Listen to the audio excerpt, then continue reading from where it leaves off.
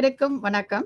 கல்வி மற்றும் கல்வியின் தன்மைகள் என்ற பாடத்திலிருந்து தொகுதி 1 கல்வியின் கருத்து மற்றும் தன்மை என்ற தொகுதியில் அலகு 1 முதல் அலகு 4 வரை உள்ள பாடத்தினை நாம் பார்க்க இருக்கின்றோம். அலகு 1 கல்வியின் கருத்து மற்றும் தன்மை. அலகு 2 கல்வியின் பரப்பெல்லைகள். அலகு 3 கல்வியின் முகமைகள். அலகு 4 கல்வியின் வரலாறு ஓர் கண்ணோட்டம் ஆகிய 4 தலைப்புகளில் இன்று நாம் காண உள்ளோம். முதலில் கல்வி என்பதன் பொருள் என்ன என்பதை காண்போம். கல்வி என்பதற்கு எளிதில் பொருள் கூறிவிட முடியாது. எஜுகேஷன் என்ற ஆங்கில சொல்லானது லத்தீன் மொழியில் உள்ள எடுகேர், எடுசியர், எடுகேட்டம் என்ற வேர் சொல்லிலிருந்து பிறக்கின்றது. அதன் பொருளாவது வளர்த்தல், வெளிக்கொணர்தல், வெளிக்கொணர்ந்து முன்னேற்றுவது என்ற பொருள்களை குறிக்கிறது. அதாவது மனிதனுக்கு உள்ளே உள்ள ஆற்றல்களை வெளிக்கொணர்ந்து மனிதனை முன்னேற்றுவது கல்வி என பொருள்படும். முதலாவதாக கல்வியின் கருத்து மற்றும் தன்மை என்ன என்பதை நாம் பார்ப்போம். கல்வி என்பது ஒரு தொடர் நிகழ்வு. அதாவது நாம் ஒரு பாடத்தை படித்து முடித்தவுடன் நாம் படித்து விட்டோம், படித்தவர் என்ற ஆகிவிடாது. அது கருவறையில் தொடங்கி கல்லறையில் முடிகிறது. அர்ஜுனனின் மகன் அபிமன்யு தன் தாயின் வயிற்றில் இருக்கும் போதே, கருவறையில் இருக்கும் போதே அந்த சக்கராயுதத்தை உடைக்கும் மந்திரத்தை கற்றுக்கொண்டான் என்று புராணம் கூறுகிறது. அதிலிருந்தே நாம் தெரிய வருகிறது, கருவறையில் தொடங்கி கல்லறை வரை முடிகிறது. இதைத்தான் இன்றைய அறிவியலும் கூறுகிறது. கல்வி என்பது கருவறையில் தொடங்குகிறது. வீடு, பள்ளி, சமூகம், பணியிடம் மற்றும் பல்வேறு இடங்களில் நாம் கற்றுக்கொள்கின்றோம். நம் உள்ளார்ந்த ஆற்றல்களை உணர்ந்து அதை செயல்பாடாக வெளிக்கொணர்வது கல்வி. கல்வியானது தனி மனித மற்றும் சமுதாய தேவையை பூர்த்தி செய்வதாக இருக்க வேண்டும். நாம் கற்கக்கூடிய கல்வி அவனுக்கு மட்டுமல்ல, அந்த சமுதாயத்திற்கும் ஏதாவது பயனுள்ள விஷயங்களை கொடுப்பதாக அமைதல் வேண்டும்.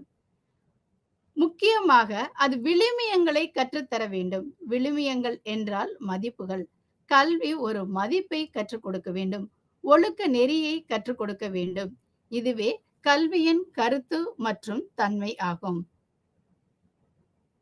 கல்வியை பல்வேறு விதமாக வரையறுக்க முடியும். நாம் சில வரையறைகளை மட்டும் தற்பொழுது பார்ப்போம். கல்வி என்பது சாதாரண மனிதனின் கூற்றுப்படி இருளில் இருந்து ஒளியை நோக்கி செல்வது அல்லது அறியாமையில் இருந்து அறிவை நோக்கி செல்வது ஆகும். கல்வி என்பது ஒரு மனிதனின் சூழ்நிலை மற்றும் அவனது நடத்தையின் பழக்க வழக்கங்களில், சிந்தனைகளில், மனப்பான்மைகளில் நிலையான மாற்றத்தை உருவாக்குவதாகும். கல்வி என்பது தனி மனித அனுபவத்தில் இருந்து மறு உருவாக்கம் செய்ய உதவுகிறது என ஜான் டூயி குறிப்பிடுகிறார். அதாவது ரீகன்ஸ்ட்ரக்ஷன் ஆஃப் எக்ஸ்பீரியன்சஸ் என்று ஆங்கிலத்தில் கூறுவார்கள். கல்வியை நம் நாட்டு அறிஞர்களும் பிற நாட்டு அறிஞர்களும் பல்வேறு விதமாக வரையறை செய்துள்ளார்கள். தற்பொழுது நம் நாட்டு அறிஞர்கள் எவ்வாறு கல்வியை பற்றி கூறுகிறார்கள் என்பதை காண்போம். கல்வி என்பது இயற்கையாக மனிதனுள்ளே புதைந்து கிடைக்கும் தெய்வீகமான பூரணத்தை வெளிக்கொணர்வதாகும் என்று சுவாமி விவேகானந்தர் கூறுகிறார்.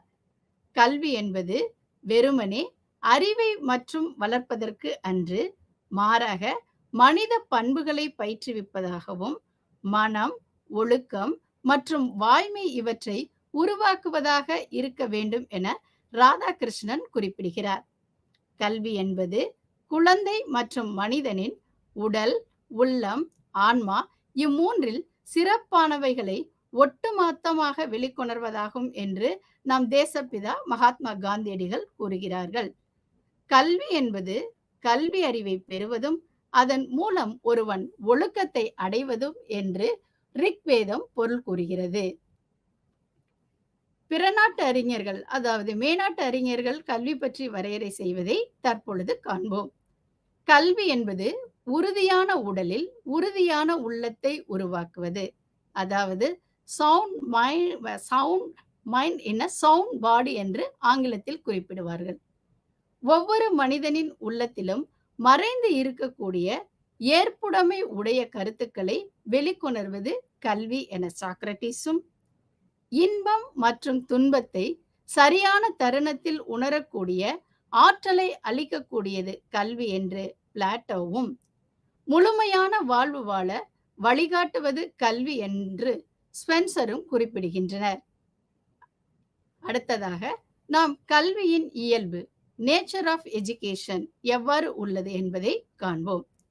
கல்வி என்பது வாழ்நாள் முழுவதும் நடைபெறும் செயல். ஏற்கனவே நான் குறிப்பிட்டது போல ஒரு காலகட்டத்திற்குள் கல்வி முடிந்து விடாது. கற்றது கைமண் அளவு, கல்லாதது உலகளவு. நாம் வாழ்நாள் முழுவதும் ஏதாவது ஒரு விஷயத்தை தொடர்ந்து கற்றுக்கொண்டே வருகின்றோம். முன்பு கைபேசி வழியாக கல்வி கற்பதை நமக்கு தெரிந்திராமல் இருந்தது. தற்பொழுது அதை எவ்வாறு பயன்படுத்துவது, கல்விக்காக அதை எவ்வாறு பயன்படுத்துவது என்று ஒவ்வொருவரும் கற்றுக்கொண்டிருக்கிறோம். ஆகவே கல்வி என்பது வாழ்நாள் முழுவதும் நடைபெறும் செயலாக இருக்க வேண்டும். கல்வியின் இயல்பு என்னவென்றால் நாட்டிற்கு வளர்ச்சியை ஏற்படுத்த வேண்டும். மேலும் கல்வி ஓர் கலை மற்றும் அறிவியல் பிரிவாக இருக்கின்றது. கல்வி ஒரு மும்முனை நிகழ்வு. அதாவது இங்கு ஆசிரியர், மாணவர், சமுதாயம் ஆகிய மூவருக்கும் இடையே நிகழக்கூடிய நிகழ்வாக இருக்கின்றது. ஆசிரியர் இல்லை என்றால் மாணவர்கள் இல்லை, மாணவர்கள் இல்லை என்றால் சமுதாயம் கிடையாது. ஆக ஆசிரியர் கற்பிக்கும் கல்வியானது மாணவர்கள் நன்கு பயன்பெற்று அது சமுதாயத்திற்கு பயன்படக்கூடிய வகையில் அமைதல் வேண்டும். இதுவே கல்வியின் இயல்பாக இருக்க வேண்டும். மேலும் கல்வி முழுமையான ஆளுமையை வளர்க்க உதவுகிறது. ஒரு மனிதனிடையே பொதிந்து கிடக்கும் ஆற்றல்களை வெளிக்கொண்டு வந்து அவனுடைய ஆளுமையை வளர்ப்பதில் கல்வி முக்கிய பங்கு ஆற்றுகிறது. மேலும் ஒரு தனி மனிதன் வாழ வழி செய்கிறது. அவனுடைய பொருளாதார தேவைகள், சமூக தேவைகள், எல்லா தேவைகளையும் பூர்த்தி செய்யும் வழியாக கல்வி அமைதல் வேண்டும். மேலும் ஒரு நாட்டிற்கு நல்ல குடிமக்களை உருவாக்குவதில் இதன் பங்கு அதிகம். கல்வி நல்ல குடிமக்களை உருவாக்குகிறது. இது ஓர் அமைப்பு செயல்முறை. அதாவது ஒரு மாணவன் பள்ளி கல்வியை முடித்து அடுத்து தான் அவன் அடுத்த நிலைக்கு கல்லூரி கல்விக்கு போக முடியும். இங்கு ஆசிரியர், மாணவர் என்ற அமைப்பு முறைகள் உள்ளது. இதுவே கல்வியின் இயல்பு ஆகும். அடுத்ததாக நாம் பார்க்க இருப்பது கல்வியின் நோக்கங்கள். கல்வியின் நோக்கங்கள் 3 வகையாக பிரிக்கப்படுகிறது. 1 தனியால் நோக்கம், 2 சமுதாய நோக்கங்கள், 3 ஜனநாயக நோக்கங்கள். தனியால் நோக்கம் என்றால் என்ன என்பதை பார்ப்போம். ஒரு தனி மனிதன் இந்த நாட்டிற்கு தன் கடமை என்ன என்பதை உணர்ந்து செயல்படக்கூடிய விதத்தில் அமைய வேண்டும். மேலும் தனி மனிதனின் விருப்பை பூர்த்தி செய்வதாக இந்த கல்வியின் நோக்கம் அமைய வேண்டும். அவன் என்ன எடுத்து படிக்க வேண்டும் என்று விரும்புகிறானோ அதை கொடுப்பதாக இந்த கல்வியின் நோக்கம் இருக்க வேண்டும். மேலும் தனியால் திறன்களை வளர்ப்பதாக இருக்க வேண்டும். அவனுக்குள் எழுதுதல் திறன் இருக்கலாம், அல்லது வரைதல் திறன் இருக்கலாம், அல்லது ஒப்புவித்தல் திறன் இருக்கலாம், அல்லது தொழில்நுட்ப திறன் இருக்கலாம். அந்த திறன்களை வெளிக்கொணர்ந்து அவன் கற்றலில் மேம்பாடு உடையவனாக ஆக்கக்கூடிய நோக்கத்தை இந்த கல்வி பூர்த்தி செய்ய வேண்டும். மேலும் தனியாலின் தேவைகளை பூர்த்தி செய்வதாகவும் இந்த கல்வி அமைதல் வேண்டும். கல்வியின் நோக்கங்களை நாம் 3ஆக பிரிக்கின்றோம். 1 தனியால் நோக்கம், 2 சமுதாய நோக்கம், 3 ஜனநாயக நோக்கம்.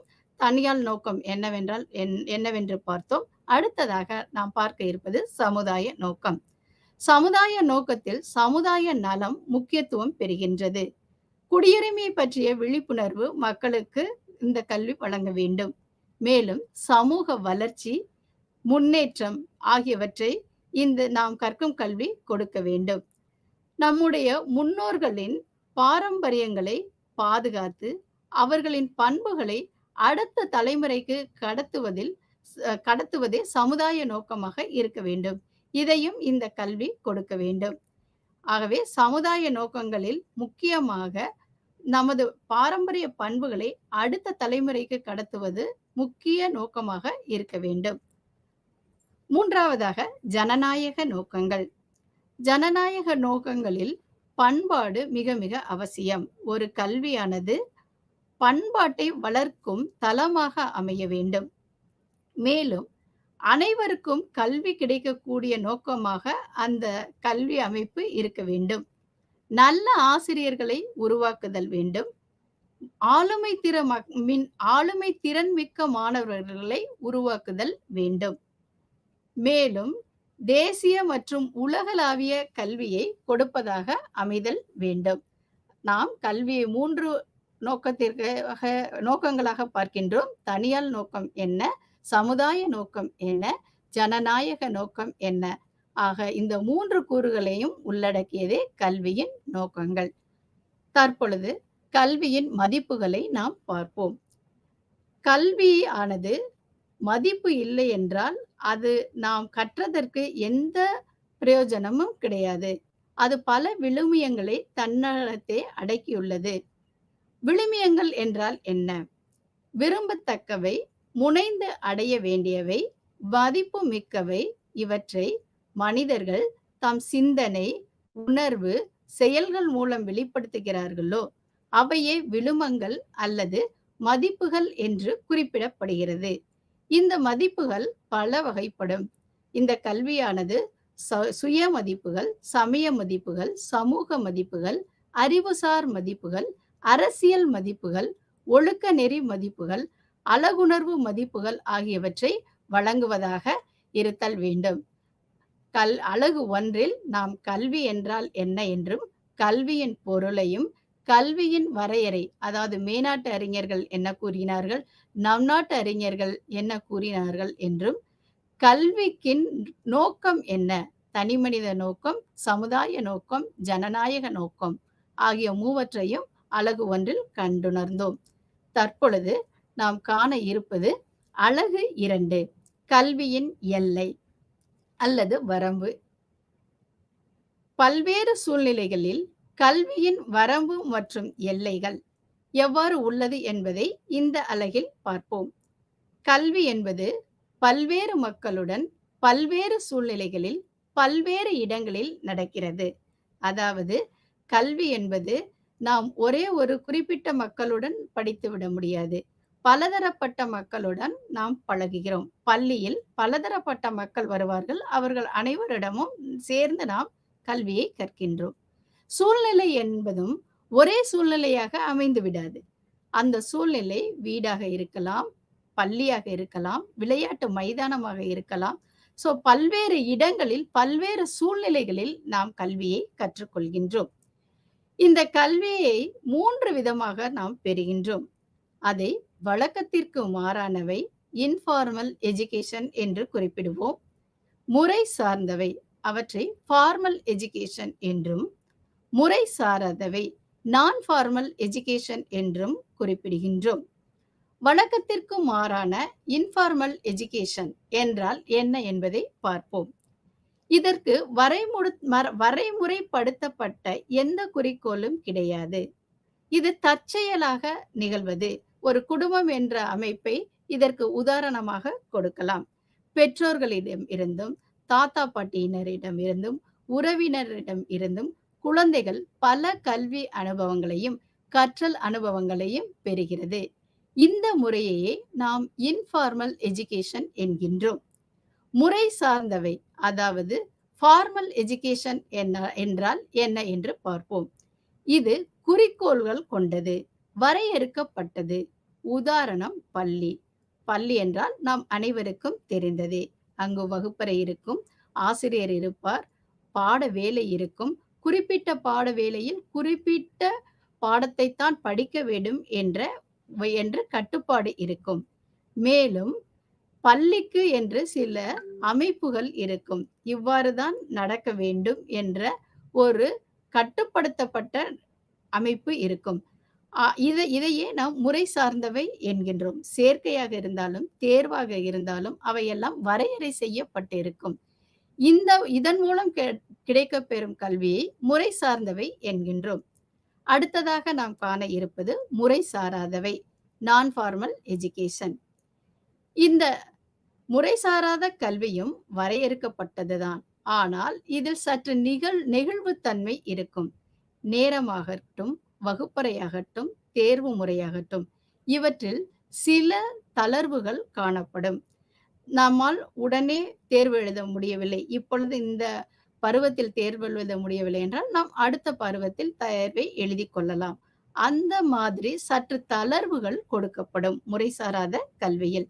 இதற்கு உதாரணம் தொலைதூர கல்வி. இந்த தொலைதூர கல்வி மூலம் பயில்பவர்கள் தங்களது சுய விருப்பத்திற்கு ஏற்ப கல்வியை கற்றுக்கொள்கிறார்கள்.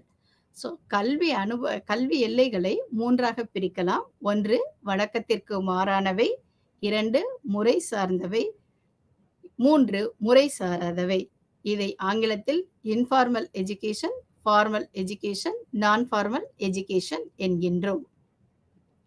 இதை தவிர அறிவுசார் கல்வி, அறிவை பெறுவதற்காக பலதரப்பட்ட கல்வி கிடைக்கின்றது. தாராளவாத கல்வி, லிபரல் எஜுகேஷன். இதற்கு ஒரு கட்டுப்படுத்தப்பட்ட எல்லைக்குள்ளேயே கல்வி கற்க வேண்டும் என்ற கட்டாயம் கிடையாது. இதன் முக்கிய நோக்கம் என்னவென்றால், அறிவை அடைவதே இதன் முக்கிய நோக்கமாக இருக்க வேண்டும். இதற்காக ஒரு குறிப்பிட்ட பாடத்தை மட்டும் படிப்பது என்பது கிடையாது. பலதரப்பட்ட பாடங்களையும் படித்து அதன் மூலம் அறிவு பொக்கிஷமாக திகழ வேண்டும் என்பதே இதன் நோக்கம்.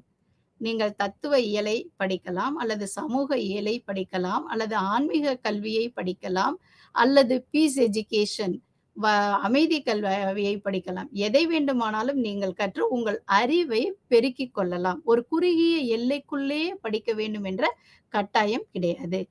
அடுத்ததாக தொழில்முறை கல்வி அல்லது ப்ரொஃபஷனல் எஜுகேஷன். இதன் தொழில்முறை என்பது ஒவ்வொரு துறைக்கும் ஒரு சில தகுதிகளை நாம் வளர்த்து கொள்ள வேண்டும். அதாவது மருத்துவத்துறையாக இருந்தால் அவர்களுக்கு என்று சில நடைமுறைகள் உண்டு. அதை அவர்கள் பூர்த்தி செய்ய வேண்டும். சில பயிற்சி முறைகள் உண்டு. அதை அவர்கள் பூர்த்தி செய்ய வேண்டும். ஆசிரியர் கல்வி என்றால் அவர்களுக்கு என்று சில நடைமுறைகள் இருக்கும். அதாவது கற்பித்தல் பயிற்சி பெற வேண்டும். கற்பித்தல் திறன்களை வளர்த்து கொள்ள வேண்டும். ஒரு செவிலியராக இருந்தால் அவர்கள் அந்த நர்சிங் கேர் எவ்வாறு கொடுக்க வேண்டும் என்ற கல்வியை பெற வேண்டும். தொழில்முறை கல்வி என்பது ப்ரொஃபஷனல் எஜுகேஷன் என்று ஆங்கிலத்தில் சொல்வார்கள். அந்தந்த துறைக்குரிய பயிற்சியை அவர்கள் பெற்றிருக்க வேண்டும். 3வதாக தொழில் மற்றும் தொழில்நுட்ப கல்வி, வொகேஷனல் அண்ட் டெக்னிக்கல் எஜுகேஷன்.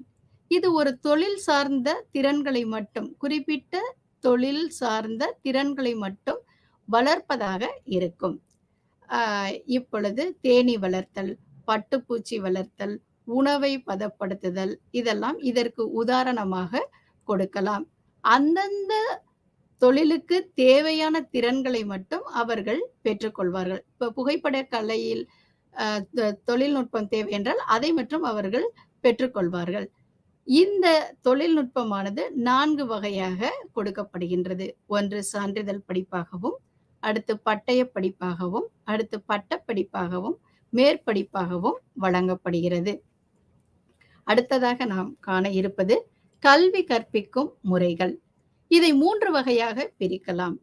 நேரடி கற்பிக்கும் முறை, தொலைதூர கல்வி, நிகழ்நிலை கல்வி. அதாவது நேரடி கல்வி முறையை ஃபேஸ் டு ஃபேஸ் எஜுகேஷன் என்று ஆங்கிலத்தில் குறிப்பிடுகிறார்கள். நேரடி முறையில் மாணவர் மற்றும் ஆசிரியர் நேரடியாக கலந்து கொள்ள வேண்டும். வகுப்பறைகளில் விவாதம் நடைபெறும். ஐயங்களை தீர்த்து வைக்கக்கூடிய நேரம் அங்கு கிடைக்கும். மாணவர்கள் கட்டாயம் வருகை பதிவேடு செய்ய வேண்டும். ஆக நேரடியாக கலந்து கொள்ளும் முறைக்குத்தான் நேரடி கற்பிக்கும் முறை என்று பெயர். தொலைதூர கல்வியில் ஆசிரியரும் மாணவரும் ஒரு குறிப்பிட்ட காலகட்டத்தில் மட்டும் சந்தித்துக் கொள்ளலாம். மற்றபடி ஆசிரியர் வேறு இடத்திருப்பார், மாணவர் வேறு இடத்தில் இருப்பார்கள். இருவரும் சந்தித்துக் கொள்ளும் கால அளவு மிக குறைவாகவே இருக்கும். எனவே இங்கு இடைவினை என்பது, அதாவது இன்டராக்ஷன் என்பது மிக குறைவாகவே நடைபெறும். 3வது கல்வி நிகழ்நிலை கல்வி. இப்பொழுது நாம் கற்றுக்கொள்வது எல்லாம் ஆன்லைன் எஜுகேஷன். இதில் மாணவர் மற்றும் ஆசிரியர் நிகழ்நிலையில் சந்தித்துக் கொள்வார்கள். ஆன்லைன் மூலமாகவே இருவரும் சந்தித்துக் கொள்ளலாம். இருவரும் கல்வி பற்றிய தகவல்களை பரிமாறிக் கொள்ளலாம். கற்றல், கற்பித்தல் எல்லாமே நிகழ்நிலையில் நடைபெறும். ஆகவே கல்வி கற்பிக்கும் முறையை 3ஆக பிரித்திருக்கிறார்கள். 1 நேரடி முறை, 2வது தொலைதூர கல்வி முறை, 3வது நிகழ்நிலை கல்வி. இப்பொழுது நாம் இந்த 3ற்கும் உள்ள ஒற்றுமை மற்றும் வேறுபாடுகளை பற்றி காணலாம். நேரடி முறையில் ஆசிரியர் மாணவர் சந்திப்பு வழக்கமாக நடைபெறும். தொலைதூர கல்வி நிலையில் ஆசிரியர் மாணவர் சந்திப்பு குறைவு. நிகழ்நிலை கல்வியில் ஆசிரியர் மாணவர் சந்திப்பு நிகழ்நிலையில் நடைபெறும். நேரடி கற்றலில் ஆசிரியர் கற்றலை தீர்மானிப்பார். ஆனால் தொலைதூர மற்றும் நிகழ்நிலை கல்வியில் மாணவர் கற்றலை தீர்மானிப்பர். நேரடி கற்றலிலும் தொலைதூர கற்றலிலும் குழு இடைவினை உண்டு. ஆனால் நேரடி கற்றலில் குழு இடைவினை அதிகம். இங்கு தொலைதூர கல்வியில் அது குறைவு. நிகழ்நிலை கல்வியில் குழு இடைவினைக்கு வாய்ப்பு உண்டு. கற்பித்தல் ஆசிரியர் மைய கற்பித்தலாக இருக்கும். நேரடி கல்வியில் ஆசிரியர் மைய கற்பித்தல் அதிகம். ஆனால் தொலைதூர கல்வியிலும் நிகழ்நிலை கல்வியிலும் சுய கற்றலே ஊக்குவிக்கப்படுகிறது. கல்வி வளங்கள் என்று பார்த்தோமேயானால் விரிவுரை, நூலகம் மற்றும் புத்தகங்கள் மூலம் நேரடி கல்வி முறை பெறுவோர் கற்கின்றனர். தொலைதூர கல்வி முறையில் அச்சு புத்தகங்கள், மின்னணு பொருட்கள் மற்றும் ஆலோசனை வகுப்புகள் மூலம் கற்றுக்கொள்கின்றனர். நிகழ்நிலை கல்வியில் காணொளி, கேட்பொலி மற்றும் நிகழ்நிலை புத்தகங்கள் மூலம், அதாவது ஆன்லைன் டெக்ஸ்ட் மூலம் தங்களது கற்கும் முறையை கற்றுக்கொள்கிறார்கள். சேர்க்கைக்கான நுழைவு தகுதி நேரடி முறையில் கடினம். தொலைதூர கல்வியில் சேர்க்கைக்கான நுழைவு தகுதி நெகிழ்வு. நிகழ்நிலை கல்வியிலும் சேர்க்கைக்கான நுழைவு தகுதி நெகிழ்வாக காணப்படும். இங்கு நேரடி முறையில் கற்பவர் எண்ணிக்கை குறைவு. தொலைதூர கல்வியிலும் நிகழ்நிலை கல்வியிலும் கற்பவர்களின் எண்ணிக்கை அதிகம். எவ்வாறு இவர்கள் மதிப்பிடப்படுகிறார்கள் என்றால், நேரடி முறையில் வளரறி மற்றும் தொகுத்தறிவு மதிப்பாய்வு நேரடியாக நடைபெறும்.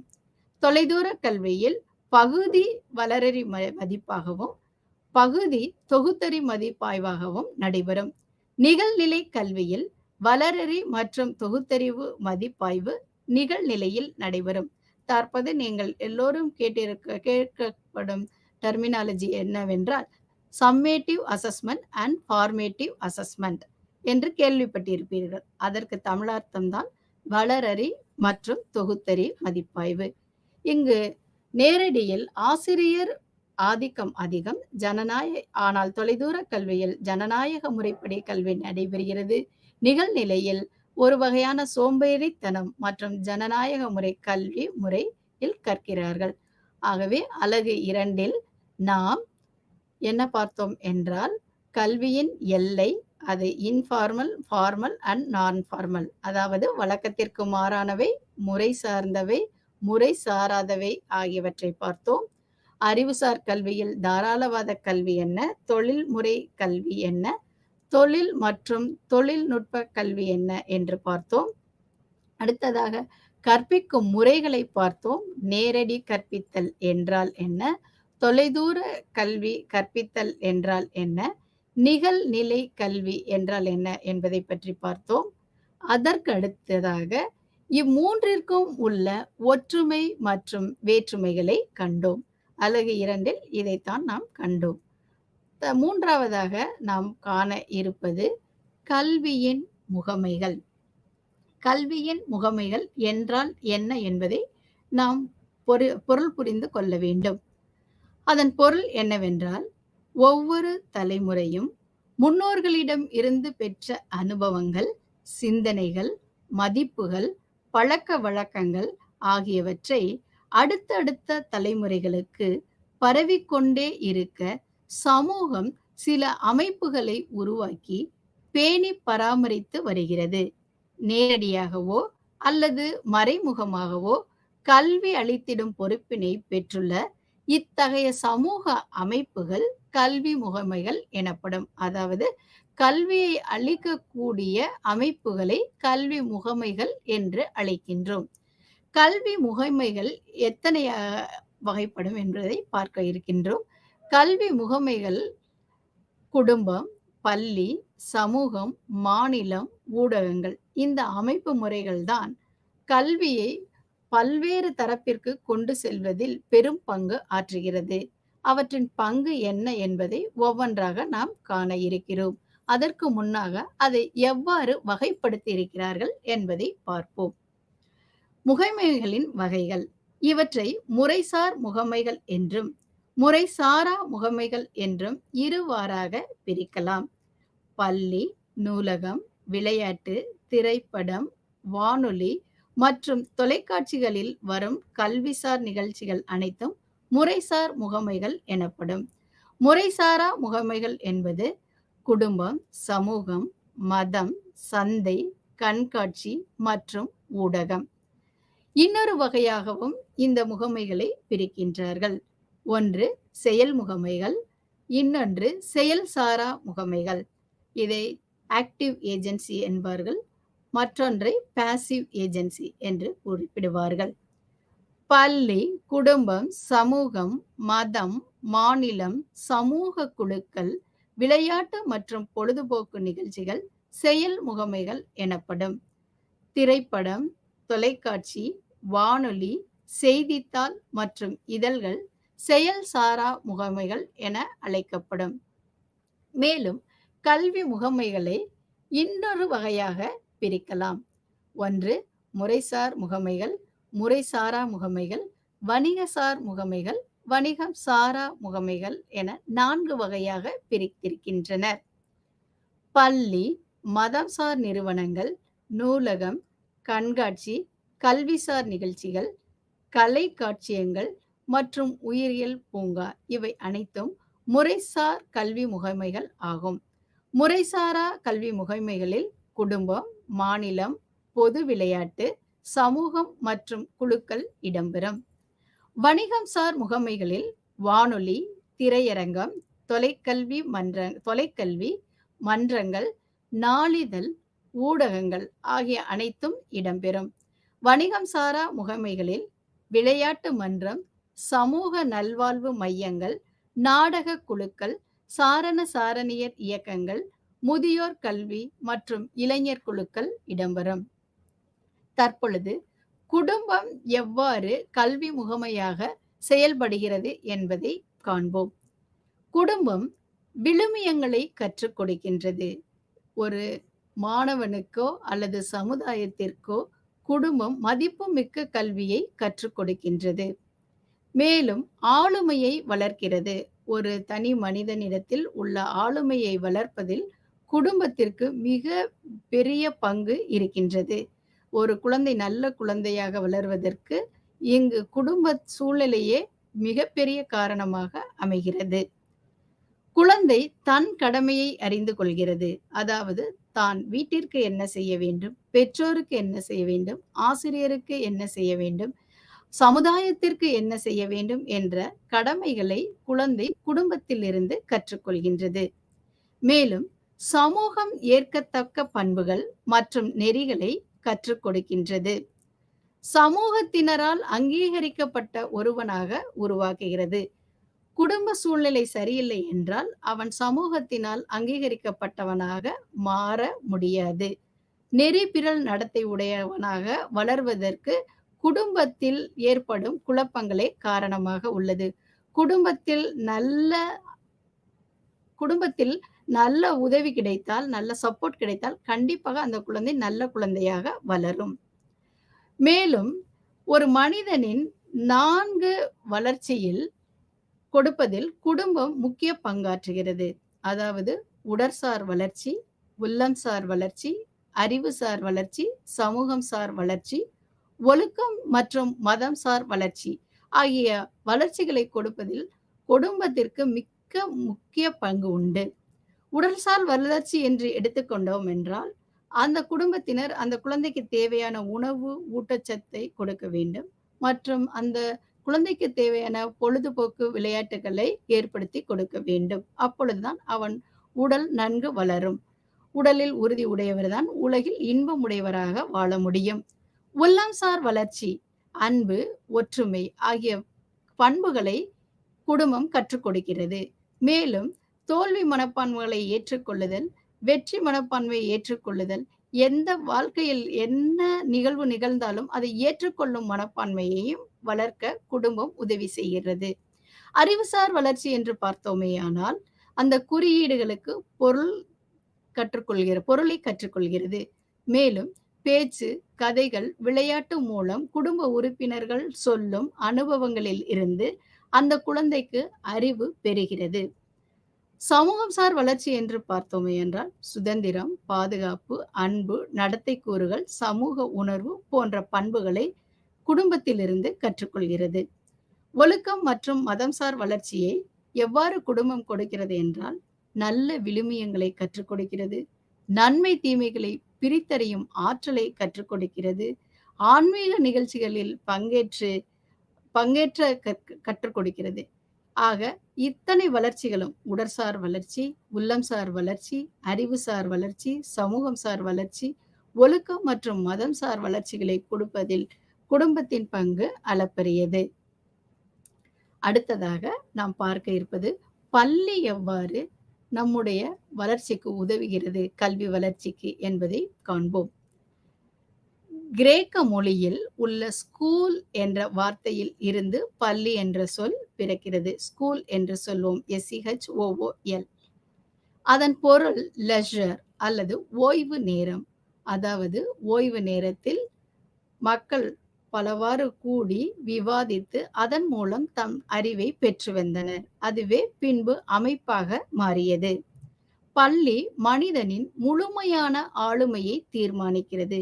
மாணவனின் ஆளுமையை வளர்த்தலில் பள்ளிக்குத்தான் பெரும் பங்கு உண்டு. மேலும் பொருத்தப்பாடான நடத்தையை கற்றுக் கொடுக்கிறது. ஒரு மாணவன் சமூகத்தில் எவ்வாறு நடக்க வேண்டும், குடும்பத்தில் எவ்வாறு நடக்க வேண்டும், நாட்டில் எவ்வாறு நடக்க வேண்டும் என்ற நடத்தை கூறுகளை கற்றுக் கொடுப்பதில் பள்ளிக்கு முக்கிய பங்கு உண்டு. எது சரி, எது தவறு, தாம் நடத்தையை எவ்வாறு மாற்றிக்கொள்ள வேண்டும் என்ற கூறுகளை கற்றுக் கொடுப்பதில் பள்ளி முக்கிய பங்கு வகிக்கிறது. மேலும் பல்வேறு கல்விசார் திறன் அனுபவங்களை கற்றுக் கொடுக்கின்றது. கல்விசார் திறன் என்றால் எழுதுதல், வரைதல், பேசுதல், நடித்தல், மேலும் அறிவியல் உபகரணங்களை பயன்படுத்துதல், எல்லா திறன்களையும் பெறுவதற்கு இந்த பள்ளி ஒரு முக்கிய பணி செய்கிற முக்கிய பங்கு ஆற்றுகிறது. இந்தியாவில் கல்வி முறை எவ்வாறு இருந்தது, பள்ளி கல்வி முறை எவ்வாறு இருந்தது என்றால், குருகுல கல்வி முறையே கடைபிடிக்கப்பட்டது. அதாவது ஆசிரமத்தில் தங்கி நேரடி இடைவினை, ஆசிரியர் மாணவர் இடைவினை மூலமும், கதைகள் மூலமும், கைவேலைப்பாடு மூலமும் உண்மையான கல்வியை கற்றார்கள். இயற்கையாக உண்மையான கல்வியை கற்றனர். அதன் முக்கிய நோக்கமே உண்மையை தேடுதல், சர்ச் ஃபார் ட்ரூத் என்பார்கள். மேலும் மனப்பாடமற்ற வாழ்க்கையை எதிர்கொள்ளும் கல்வியை கற்றனர். இப்பொழுதெல்லாம் நாம் மனப்பாடம் செய்து அந்த பாடங்களை எழுதி மதிப்பெண்கள் பெற்றுவிடுகிறோம். நமது கல்வி திட்டம் நினைவாற்றலை சோதிப்பதாக உள்ளதே தவிர அறிவாற்றலை சோதிப்பதாக இல்லை. ஆனால் அக்கால கல்வி முறையில் வாழ்க்கையை எதிர்கொள்ளும் கல்வியை கற்றனர், கலையை கற்றனர். நீந்துதல், போர்த்திறன் ஆகிய கலைகளை அவர்கள் கற்றுக்கொண்டார்கள். தற்பொழுது முற்றிலும் இந்த அமைப்பு மாறி மக்களாட்சி, நாடு, இடம், வரலாறு, மொழி, கணிதம், தொழிற்கல்வி போன்றவற்றை கற்பிக்கும் இடமாக பள்ளி உள்ளது. பள்ளியின் முக்கிய நோக்கமே, குறிக்கோளே சமூக இயல்பினனாதல். மனிதன் சமூக இயல்பினனாதல் என்பதே பள்ளியின் முக்கிய குறிக்கோளாக உள்ளது. மேலும் பள்ளியின் பங்கு என்ன என்பதை தற்பொழுது பார்ப்போம். பாரம்பரிய பண்பாட்டை கடத்துதல். நம்முடைய கலாச்சாரம், நம்பிக்கை, மதிப்புகள் ஆகியவற்றை கடத்துவதில் முக்கிய பங்கு ஆற்றுகிறது. மேலும் மனிதனின் தற்கருத்து மற்றும் விருப்பத்தை அடுத்த தலைமுறைக்கு கொண்டு செல்வதற்கு இது ஒரு பங்கு வகிக்கிறது. ஒவ்வொரு சமுதாயத்திற்கும் ஒரு வரலாறு உண்டு. அதை கடத்துவதிலும் பள்ளிக்கு முக்கிய பங்கு உண்டு.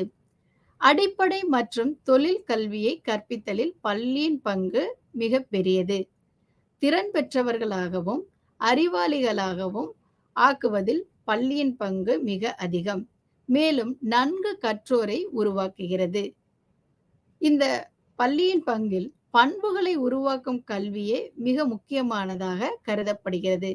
விழுமியங்களை கற்பித்தல், பொறுமையை கையாளுதல், விதிமுறைகளை பின்பற்றுதல் ஆகிய கூறுகளை கற்றுக் கொடுக்கின்றது பள்ளி.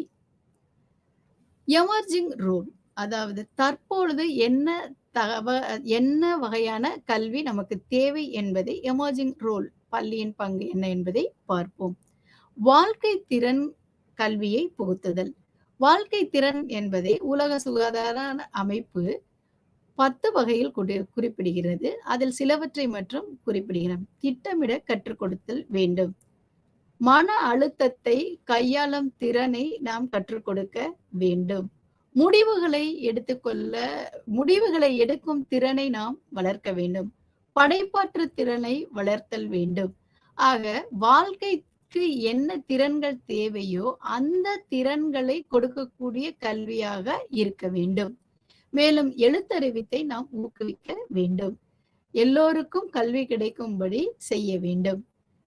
தற்பொழுதைய கல்வி நிலையில் படைப்பாற்றலை வளர்த்தல் கல்வியை நாம் அதிகமாக கற்பிக்க வேண்டும். எல்லோரும் நினைவாற்றலுக்கு மட்டுமே மதிப்பளிக்கின்றோம். அவர்கள் பெறும் பட்டங்களால் எந்த பயனும் இல்லை. அறிவாற்றல் மட்டும் இருந்துவிட்டால் போதாது. அந்த மனிதன் படைப்பாற்றலை வெளிக்கொணரும் வகையில் அவனது கல்வி செயல்பாடுகளை நாம் வளர்க்க வேண்டும். அறிவியல் கண்காட்சிக்கு அழைத்து செல்ல வேண்டும். அவனை எழுதச் செய்ய வேண்டும் அல்லது அவனை பேசச் சொல்லுதல் வேண்டும். ஆக பேசுதல், எழுதல், நடித்தல், கவிதை போட்டி, கட்டுரை போட்டி, பல போட்டிகளை நாம் பள்ளியில் நடத்தினால் அவனுடைய படைப்பாற்றல் வளரும்.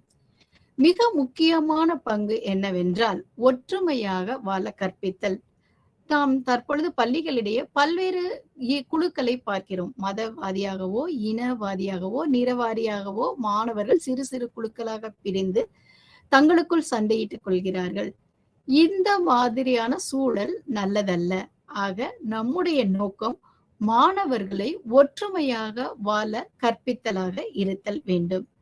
எமர்ஜிங் ரோலை 4ஆக கூறுகிறார்கள். வாழ்க்கை திறன் கல்வியை புகுத்துதல், எழுத்தறிவை ஊக்குவித்தல், படைப்பாற்றலை வளர்த்தல், ஒற்றுமையாக வாழ கற்பித்தல். இந்த 4 கூறுகளும் மிக முக்கியமாக பள்ளி கல்வியில் கொடுக்கப்பட வேண்டும்.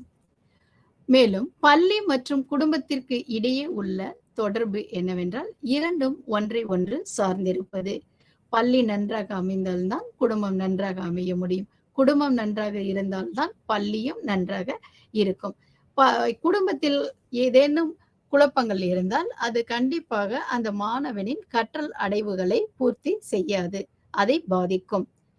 அனைவருக்கும் கல்வி 2009 படி நாம் பள்ளி மேலாண்மை குழுவை அமைத்து பெற்றோரின் பங்களிப்பை பள்ளி மேம்பாட்டிற்கு பயன்படுத்த வேண்டும்.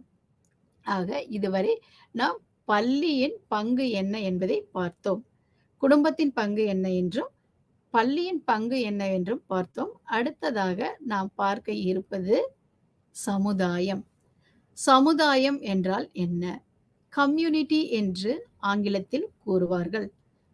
கம்யூனிட்டி என்ற சொல் காம் மற்றும் முனிஸ் என்ற சொல்லில் இருந்து பிறக்கிறது. அதாவது இதன் பொருள் என்னவென்றால் ஒன்றாக சேவை செய்தல், டு சர்வ் டுகெதர் என்று கூறுவார்கள். சமுதாயம் என்றால் என்ன? ஒரே மாதிரியான வாழ்வியல், விதிமுறை, கருத்துக்களை கொண்ட மனிதர்களின் தொகுப்பே சமுதாயம். தனி மனிதனை சமுதாயம் என்று குறிப்பிட முடியாது. சமுதாயம் என்பது மக்கள் ஒரே வாழ்வியல் முறைகளை பின்பற்றுவார்கள். அவர்களுக்கென்ற விதிமுறைகள் ஒரே மாதிரியாக இருக்கும் மற்றும் அவர்களுடைய கருத்துகளும் ஒரே மாதிரியான கருத்துக்களை கொண்டதாக இருக்கும். ஆக ஒரே மாதிரியான வாழ்வியல் விதிமுறை கருத்துக்களை கொண்ட மனிதர்களின் தொகுப்பே சமுதாயம் எனப்படும். சமுதாயத்தின் பங்கு என்ன என்று இப்பொழுது பார்ப்போம். விலங்ககம், நூலகம், பூங்கா, விளையாட்டு மைதானம், மருத்துவமனை முதலியன முழுமையான கல்வி வளர்ச்சிக்கு தேவை. இவற்றை உருவாக்கி தருவது சமுதாயத்தின் பங்கு. மேலும் பள்ளி மேலாண்மை குழு, ஸ்கூல் மேனேஜ்மெண்ட் கமிட்டி என்பார்கள். பள்ளி வளர்ச்சி திட்டம், ஸ்கூல் டெவலப்மெண்ட் பிளான் என்பார்கள். இவற்றை உருவாக்கி இதன் மூலம் பள்ளி மேலாண்மை குழுவினருடன் இணைந்து பள்ளி வளர்ச்சிக்கான திட்டத்தை நாம் உருவாக்குதல் வேண்டும். எந்தெந்த இடங்களிலெல்லாம் பள்ளிகள் இல்லை என்பதை கண்டறிந்து அந்த சமுதாயத்திற்கு தேவையான பள்ளிகளை நாம் அங்கே உருவாக்குதல் வேண்டும். இதுவும் சமுதாயத்தின் கடமை. மேலும் பள்ளிக்கான உட்கட்டமைப்பு, மனித வளம், நிதி வளங்களை பெருக்குவதிலும் சமுதாயத்தின் பங்கு தேவைப்படுகிறது. முதியோர் கல்வி, தொழிற்கல்வி, திறன் மேம்பாட்டு கல்வியை வழங்க நாம் உதவி செய்தல் வேண்டும். சமுதாயம் இதற்காகவும் உதவி செய்ய வேண்டும். சமுதாயத்தின் பங்கு அளப்பரியது. அவர்கள் எங்கெல்லாம் பள்ளி இல்லையோ அதை கண்டறிந்து அங்கு பள்ளிகளை உருவாக்க வேண்டும். மேலும் பள்ளியில் உள்ள மேலாண்மை குழுவினருடன் இணைந்து அந்த பள்ளிக்கான வளர்ச்சி திட்டங்களை உருவாக்குதல் வேண்டும். அடுத்ததாக நாம் பார்க்க இருப்பது மாநிலம். மாநிலத்தின் பங்கு என்ன என்பதை இப்போது பார்ப்போம். மாநிலம் என்பது அரசியல் நோக்கில் ஒரு நாட்டை ஆட்சி செய்வதற்காக பிரிக்கப்பட்ட பெரும் நிலப்பிரிவுகளை குறிக்கும். வரலாறு, மொழி, பண்பாடு அடிப்படையிலும் மாநிலங்கள் அமைவதுண்டு. மாநிலத்தின் பங்கு என்னவென்றால் கல்வி, மருந்தகம், உட்கட்டமைப்பு வசதி, நிதி மற்றும் சமுதாய பண்பாட்டு கூறுகளை உள்ளடக்கியது. இவை அனைத்தையும் ஏற்படுத்தி கொடுப்பதற்கு மாநிலத்தின் பங்கு கட்டாயம். மாநில கல்விக் கொள்கையை அவர்கள் வகுத்து கொடுக்க வேண்டும். மாநில பிரதிநிதிகளே மாநில முழுமைக்கான கல்வி வரையறை, முறைப்படுத்துதல், கட்டுப்படுத்துதல் முதலியவற்றை செய்கின்றனர். மதம், மொழி, இனம், நிறம் முதலிய பாகுபாடு இன்றி கல்வி வழங்கப்பட வேண்டும். இதை மாநிலம் உறுதி செய்ய வேண்டும்.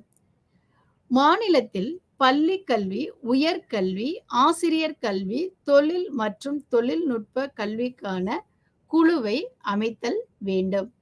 ஆக மாநில கல்விக் கொள்கையை வகுத்தல், பல்வேறு வகையான கல்விக்குரிய திட்டங்களை வகுத்தல் ஆகியவற்றை மாநிலம் செய்ய வேண்டும். இது தவிர பல்வேறு திட்டங்களை மத்திய அரசும் மாநில அரசும் ஏற்படுத்தி கல்வி அடுத்த தலைமுறைக்கு சென்று சேர்வதற்கு வழிவகுக்கிறது. அந்த திட்டங்கள் என்னவென்று தற்பொழுது காண்போம். திட்டத்தின் பெயர் அனைவருக்கும் கல்வி 2009 ஆரம்பிக்கப்பட்டு 2010 செயல்படுத்தப்பட்டது. அதன் நோக்கம் என்னவென்றால் குழந்தைகளின் ஆரம்ப கல்வி 6 முதல் 14 வயது வரை பூர்த்தி செய்திருக்க வேண்டும்.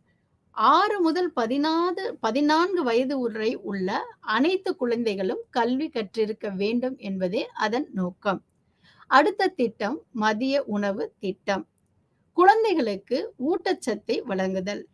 அது முக்கியமாக எதற்காக செய்கிறார்கள் என்றால் வருகையை அப்பொழுதுதான் அதிகப்படுத்தும். மாணவர்களின் வருகை அப்பொழுதுதான் அதிகப்படும். உணவு என்றால் அவர்கள் கற்க வரமாட்டார்கள். அதற்காக உணவை வழங்கி மாணவர்களின் வருகையை அதிகப்படுத்துவதற்காக அத்திட்டம் ஆரம்பிக்கப்பட்டது. 3வது கஸ்தூரிபா காந்தி பெண் கல்வி பள்ளி. இது உள்ளுறை பள்ளிகளை ஏற்படுத்துகிறது. இதன் மூலம் எஸ்சி, எஸ்டி, ஓபிசி மற்றும் முஸ்லிம் மாணவிகளுக்கு உயர்நிலை கல்வியை வழங்குகிறது. 12ஆம் வகுப்பு வரை உயர்நிலை கல்வி வழங்குவதற்காக இத்திட்டம் ஏற்படுத்தப்பட்டது. இது ஒரு உள்ளுறை பள்ளியாகும். அடுத்ததாக நேஷனல் பால் பவன் 1956 தேசிய குழந்தைகள் இல்லம் என்று குறிப்பிடுவர். 5 முதல் 16 வயது குழந்தைகளின் படைப்பு திறனை வளர்த்தல், கலை, எழுத்து, இயக்கம், விளையாட்டு, அறிவியல், கண்டுபிடிப்புகள், புகைப்பட எடுத்தல் போன்ற திறன்களை இந்த திட்டத்தின் மூலம் வளர்க்கிறார்கள். அது கற்றலில் இனிமை, அதாவது ஜாய்ஃபுல் லேர்னிங். அவர்கள் கற்கும் போதே ரொம்ப மகிழ்ச்சியாக கற்றுக்கொள்ள வேண்டும் என்பதற்காக இத்திட்டம். மேலும் முக்கியமாக படைப்பு திறனை வளர்ப்பதற்காக இத்திட்டம் வகுக்கப்பட்டது. உடான் திட்டம் 2014 அறிமுகப்படுத்தப்பட்டது. இதன் நோக்கம் என்னவென்றால், பொறியியல் மற்றும் பள்ளி கல்விக்கு இடையே உள்ள இடைவெளியை குறைத்தல். பொறியியல் படிப்பு நுழைவுத் தேர்வினை எதிர்கொள்ள பாடத்திட்டம், பயிற்றுவித்தல், மதிப்பிடுதல் மூலம் திட்டங்களை வகுத்தல். மேல்நிலை பள்ளிகளில் கணிதம் மற்றும் அறிவியல் கற்பித்தலை மேம்படுத்துதல் ஆகிய செயல்களை இத்திட்டத்தின் மூலம் நாம் அறியலாம். அடுத்ததாக தேசிய இடைநிலை கல்வி திட்டம், ராஷ்டிரிய மத்தியமிகா சிக்ஷா அபியான் 2009 அறிமுகப்படுத்தப்பட்டது. இத்திட்டத்தின்படி என்ன நோக்கம் செய்யப்படுகிறது என்றால், சேர்க்கையை அதிகப்படுத்துதல். 2017க்குள் நாம் 100% சேர்க்கையை அனைவருக்கும் கல்வி என்ற இலக்கை அடைய வேண்டும் என்பதற்காக ஆரம்பிக்கப்பட்டது. இடைநிலை கல்வியை கொடுத்தல், மேலும் சமூக பொருளாதார தடைகளை நீக்குதல், இவையெல்லாம் இதுவற்றின் நோக்கமாக இருந்தது. முக்கிய நோக்கம் என்னவென்றால், மாணவர் மொத்த சேர்க்கை விகிதத்தை அதிகரித்தல். கிராஸ் என்ரோல்மெண்ட் ரேஷியோ என்பார்கள். மாணவர்களின் மொத்த சேர்க்கை விகிதத்தை அதிகரிப்பதற்காக இத்திட்டங்கள் செயல்படுத்தப்பட்டது. மேலும் மாநிலம் என்னவெல்லாம் செய்ய வேண்டும் என்று பார்த்தோம் என்றால், எங்கெல்லாம் பள்ளிகள் இல்லையோ அங்கெல்லாம் பள்ளிகளை அமைக்க வேண்டும். மேலும் பள்ளிக்கூடத்திற்கு தேவையான விஷயங்களை செய்து கொடுக்க வேண்டும். பள்ளிக்கூட தேவைகள் என்னவென்று பார்த்தோம் என்றால், அங்கு ஆசிரியர் நியமனம் முழுமையாக நடைபெற வேண்டும். ஆசிரியர் நியமனத்திற்கு தேவையான நிதி உதவிகள் வழங்கப்பட வேண்டும். மேலும் கல்லாதவர்கள் கற்பதற்காக முதியோர் கல்வி மையங்களை உருவாக்க வேண்டும். அதன் மூலம்தான் நாம் முழுமையான கல்வி அறிவு பெற முடியும், எழுத்தறிவு பெற முடியும். லிட்ரஸி ரேட் இன்க்ரீஸ் பண்றதுக்காக நாம் முதியோர் கல்வி மையங்களை அமைத்து தர வேண்டியது மாநிலங்களின் கடமை. அடுத்ததாக பாட புத்தகம் மற்றும் கல்விசார் உபகரணங்கள் வழங்குதல். மாணவர்களுக்கு தேவையான புத்தகம், எழுதுகோல், புத்தகப்பை ஆகிய உபகரணங்களை மாநிலங்கள் வழங்க வேண்டும். மேலும் மாணவர்களுக்கு கல்வி உதவித்தொகை வழங்குவதன் மூலம் கல்வி கற்றலை ஊக்கப்படுத்தலாம். இதன் முக்கிய நோக்கம் என்னவென்றால், பள்ளி மற்றும் சமூகத்தை ஒன்றிணைத்தல். மாநிலத்தின் முக்கிய நோக்கம் என்னவென்றால், பள்ளி மற்றும் சமூகத்தை ஒன்றிணைத்தலாக இருக்க வேண்டும். அடுத்ததாக நாம் குடும்பம் எவ்வாறு செயல்படுகிறது, அடுத்ததாக மாநிலம் எவ்வாறு செயல்படுகிறது, பள்ளி எவ்வாறு செயல்படுகிறது என்பதையெல்லாம் பற்றி பார்த்து கொண்டு வந்தோம். தற்போது பார்க்க உள்ளது ஊடகம். தகவல் தொடர்பில் ஊடகங்கள் என்பது தகவல்களை சேமித்து வழங்க பயன்படுத்தப்படும் கருவி. ஊடகத்தின் பங்கு என்னவென்று பார்த்தோமேயானால், சமுதாயத்திற்கு விரைவாக கல்வியை புகுத்துவதில் ஊடகத்தின் பங்கு அளப்பரியது. ஆசிரியர் கற்பித்தலில் ஊடகம் ஓர் சிறந்த கருவி. தகவல் தொழில்நுட்பம் முறைசாரா கல்வியை வழங்குகிறது. கல்வி தொலைக்காட்சிகளின் மூலம் நாம் பல்வேறு கற்றலை கற்றுக்கொள்கின்றோம். கணினி கல்வி மூலம் கல்வி எளிமையாக்கப்படுகிறது. ஊடகங்கள் என்று பார்த்தோமே என்றால், இந்திரா காந்தி திறந்த நிலை பல்கலைக்கழகம் பல்வேறு வகையான கல்வி செயல்பாடுகளை வழங்குகிறது. மேசிவ் ஓபன் ஆன்லைன் கோர்ஸ் மூலம் ஸ்வயம் போர்ட்டல் நிறைய கல்வி நோக்கங்களை பூர்த்தி செய்கிறது. நிறைய கல்வி வகைகளை வழங்குகிறது. இதை தேசிய அறிவுக்குழு ஆன்லைன் கல்வியை ஊக்கப்படுத்தியது. அதன் மூலம்தான் நாம் கணினி நூலகம், மூக் கோர்ஸ், ஸ்வயம் கோர்ஸ் போன்றவற்றை கற்றுக்கொள்கின்றோம். ஊடகத்தின் பங்கு அளப்பரியது. ஆக அலகு 3 குடும்பம், பள்ளி, மாநிலம், ஊடகம் சமுதாயம் இவை அனைத்தும் எவ்வாறு கல்விக்கு பங்காற்றுகிறது என்பதை பார்த்தோம். அலகு 4ல் கல்வியின் வரலாறு ஓர் கண்ணோட்டம் என்ற அமைப்பில் பார்க்க உள்ளோம். இதில் பண்டைய கால கல்வி முறை எவ்வாறு இருந்தது, இடைக்கால கல்வி முறை எவ்வாறு இருந்தது, நவீன கால கல்வி முறை எவ்வாறு இருந்தது என்பதை காண உள்ளோம். பண்டைய கால கல்வி முறையை நாம் வேத காலம், புத்த சமய காலம் என்று 2 கால வகை கட்டத்திலும், இடைக்கால கல்வி முறையில் முஸ்லிம்களின் ஆட்சி காலத்தில் கல்வி முறை எவ்வாறு இருந்தது என்ற நோக்கிலும், நவீன கால கல்வி முறையை சுதந்திரத்திற்கு முன் கல்வி முறை எவ்வாறு இருந்தது, சுதந்திரத்திற்கு பிந்தைய கல்வி முறை எவ்வாறு இருந்தது என்பதையும் காண உள்ளோம். பண்டைய கால கல்வி முறை அனைவருக்கும் தெரிந்த கல்வி முறையே குருகுல கல்வி, அதாவது வேத கால கல்வி என்று கூறுவர். வேதம் என்ற சொல்லுக்கு அறிவு, ஞானம் என்று பொருள். இந்த வேதகால கல்வி முறை குருகுல கல்வி முறையிலேயே கொடுக்கப்பட்டது. இங்கு ரிக், சாம, அதர்வன மற்றும் யஜுர் வேதம் கற்பிக்கப்பட்டது. 4 வேதங்களையும் மாணவர்கள் நன்கு கற்று தேர்ந்தனர். இதன் முக்கிய நோக்கம் என்னவென்றால், வாழ்வில் தர்மத்தை கடைபிடிக்கச் சொல்லியது. இந்த குருகுல கல்வி முறையில் மாணவர்கள் குருவின் வீட்டில் தங்கி ஆசிரியர் குரு என்ன சொல்லிக் கொடுக்கிறாரோ அதை கேட்டல் மூலம் கற்றனர். கற்பித்தல் முறையானது எவ்வாறு இருந்தது என்றால், கேட்டல், மனனம், சொல்லுதல், தியானம் ஆகிய முறைகளின் மூலம் குரு என்ன கூறுகிறாரோ அதை கேட்டு படித்துக் கொண்டனர். பாடத்திட்டம் என்றால் குரு சீடர் உறவு நன்றாக இருந்தது. இந்த 4 வேதங்களும் இதில் சொல்லிக் கொடுக்கப்பட்டது. மேலும் வடமொழியை கற்றுக்கொண்டனர். அது தவிர இலக்கணம், வானவில், இராணுவம், தத்துவம், ஜோதிடம் முதலிய கல்வி பிரிவுகளும் கற்றுக் கொடுக்கப்பட்டது. உடற்கல்விக்கு முக்கியத்துவம் அளிக்கப்பட்டது. பெண் கல்வி, ரிஷி பத்தினிகளும் கல்வி கற்றுக்கொண்டனர். ஆக பண்டைய காலத்தில் வேத கால கல்வி முறையே இருந்தது. இந்த வேத கால கல்வி முறையில் ஒழுக்க நெறிகளை அனைவருக்கும் அழகாக சொல்லிக் கொடுத்தனர். அடுத்த கல்வி புத்த கல்வி. இது கௌதம புத்தரால் தோற்றுவிக்கப்பட்டது. இதன் நோக்கம் ஆசையே துன்பத்திற்கு காரணம். ஆசையை துறந்தால் ஒருவன் பிறவா நிலையை அடைய முடியும். அதற்கடுத்ததாக நீங்கள் எல்லாரும் தெரிந்த இடைக்கால கல்வி முறையில் முஸ்லிம்கள் மக்தப் அண்ட் மதரசா என்ற கல்வி முறையின் மூலமும், நவீன காலத்தில் பல்வேறு அறிக்கைகளையும் கமிஷன்களையும் உருவாக்கி கல்வி வளர்ச்சிக்காக பல குழுக்களை உருவாக்கி செயல்படுத்தப்பட்டது. தற்பொழுது தேசிய கல்விக் கொள்கை 2020 நடைமுறைப்படுத்தப்பட்டுள்ளது. அனைத்தையும் படித்து நன்கு கல்வியை கற்றுக்கொள்வோம் என்று கூறி விடைபெறுகிறேன். நன்றி, வணக்கம்.